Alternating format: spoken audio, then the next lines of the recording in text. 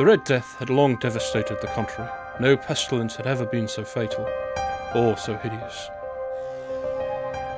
Blood was its avatar, and its seal, the redness and the horror of the blood.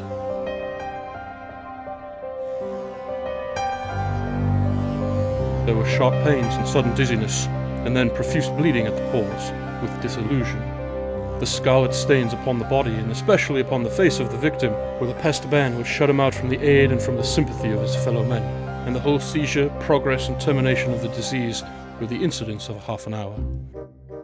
But the Prince Prospero was happy and dauntless and sagacious. When his dominions were half depopulated, he summoned to his presence 1,000 hale and light-hearted friends from among the knights and dames of his court, and with these he retired to the deep seclusion of one of his castellated abbeys. This was an extensive and magnificent structure, the creation of the prince's own eccentric yet august taste. A strong and lofty wall girdled it in. This wall had gates of iron.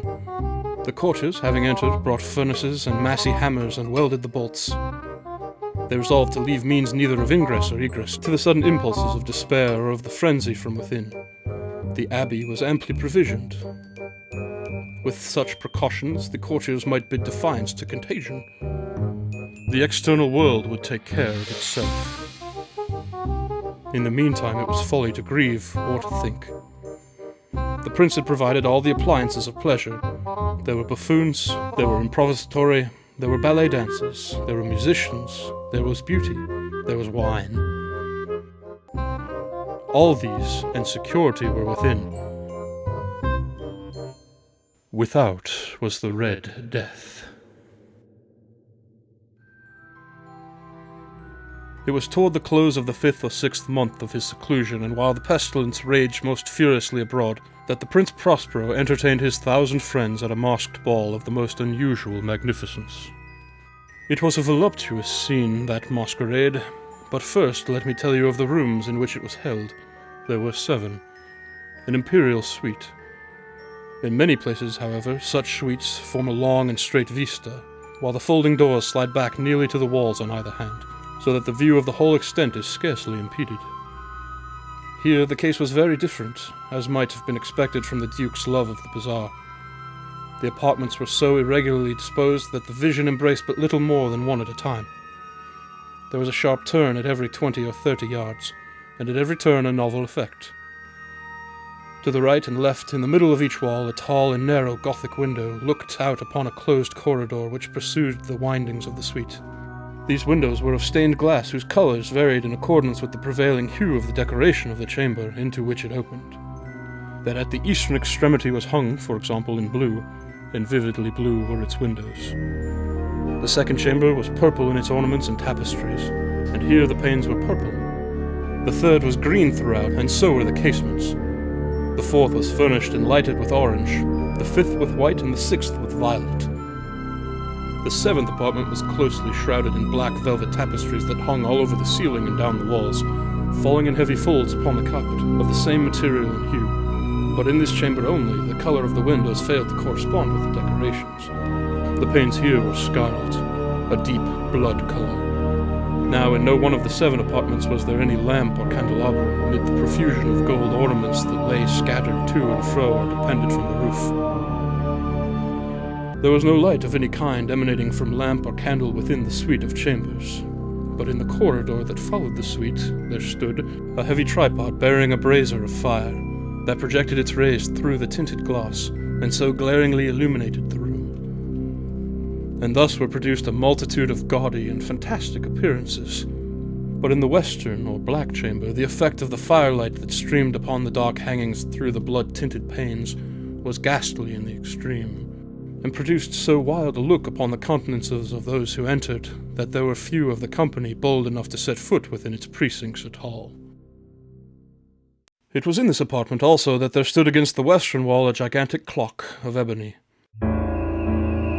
Its pendulum swung to and fro with a dull, heavy, monotonous clang. And when the minute hand made the circuit of the face, the hour was to be stricken. There came from the brazen lungs of the clock a sound which was clear and loud and deep, and exceedingly musical. But of so peculiar a note and emphasis, that at each lapse of an hour the musicians of the orchestra were constrained to pause momentarily in the performance to hearken to the sound, and thus the waltzers perforce ceased their evolutions, and there was a brief discontent of the whole gay company.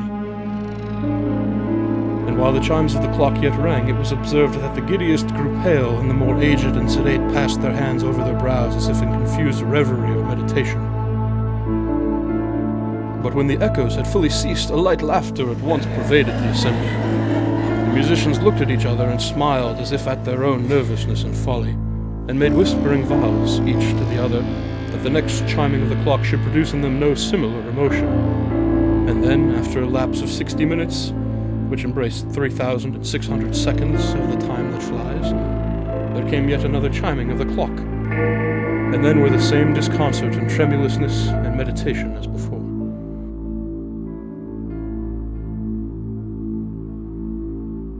But in spite of these things, it was a gay and magnificent revel. The tastes of the Duke were peculiar. He had a fine eye for colours and effects. He disregarded the decora of mere fashion. His plans were bold and fiery, and his conceptions glowed with barbaric lustre. There are some who would have thought him mad. His followers felt that he was not. It was necessary to hear and see and touch him to be sure that he was not. He had directed, in great part, the movable embellishments of the 7 chambers upon occasion of this great feat, and it was his own guiding taste which had given character to the masqueraders. Be sure they were grotesque. There were much glare and glitter and piquancy and phantasm. There were arabesque figures with unsuited limbs and appointments. There were delirious fancies such as the madman fashions. There were much of the beautiful, much of the wanton, much of the bizarre, something of the terrible, and not a little of that which might have excited disgust. To and fro in the 7 chambers there stalked, in fact, a multitude of dreams, and these, the dreams, writhed in and about, taking hue from the rooms, and causing the wild music of the orchestra to seem as the echo of their steps. And anon there strikes the ebony clock which stands in the hall of the velvet. And then for a moment all is still, and all is silent save the voice of the clock. The dreams are stiff frozen as they stand, but the echoes of the chime die away. They have endured but an instant, and a light, half-subdued laughter floats after them as they depart. And now again the music swells, and the dreams live and writhe to and fro more merrily than ever, taking hue from the many-tinted windows from which stream the rays from the tripods.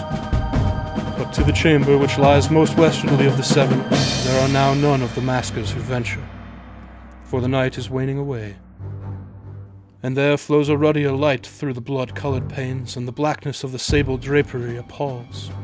And to him whose foot falls upon the sable carpet, there comes from near the clock of ebony a muffled peal more solemnly emphatic than any which reaches their ears who indulge in the more remote gaieties of the other apartments.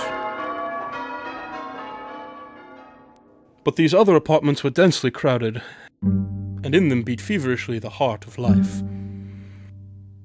And the revel went whirringly on, until at length there commenced the sounding of midnight upon the clock. And then the music ceased, as I have told, and the evolutions of the waltzers were quieted, and there was an uneasy cessation of all things as before. But now there were 12 strokes to be sounded by the bell of the clock, and thus it happened, perhaps, that more of thought crept, with more of time, into the meditations of the thoughtful amongst those who revelled. And thus, too, it happened, perhaps, that before the last echoes of the last chime had utterly sunk into silence, there were many individuals in the crowd who had found leisure to become aware of the presence of a masked figure which had arrested the attention of no single individual before. And the rumor of this new presence having spread itself whisperingly around, there arose at length from the whole company a buzz, or murmur, expressive of disapprobation and surprise, then finally of terror, of horror, and of disgust. In an assembly of phantasms such as I have painted, it may well be supposed that no ordinary appearance could have excited such sensation. In truth, the masquerade license of the night was nearly unlimited, but the figure in question had out-Heroded Herod, and gone beyond the bounds of even the prince's indefinite decorum. There are chords in the hearts of the most reckless which cannot be touched without emotion. Even with the utterly lost, to whom life and death are equally jests, there are matters of which no jest can be made. The whole company indeed seemed now deeply to feel that in the costume and bearing of the stranger neither wit nor propriety existed. The figure was tall and gaunt, and shrouded from head to foot in the habiliments of the grave. The mask which concealed the visage was made so nearly to resemble the countenance of a stiffened corpse, that the closest scrutiny must have had difficulty in detecting the cheat. And yet all this might have been endured, if not approved, by the mad revellers around. But the murmur had gone so far as to assume the type of the Red Death. His vesture was dabbled in blood, and his broad brow, with all the features of the face, was besprinkled with the scarlet horror. When the eyes of Prince Prospero fell upon the spectral image, which with a slow and solemn movement, as if more fully to sustain its role, stalked to and fro among the waltzers, he was seen to be convulsed, in the first moment with a strong shudder, either of terror or distaste, but in the next his brow reddened with rage. "Who dares?" he demanded hoarsely of the courtiers who stood near him.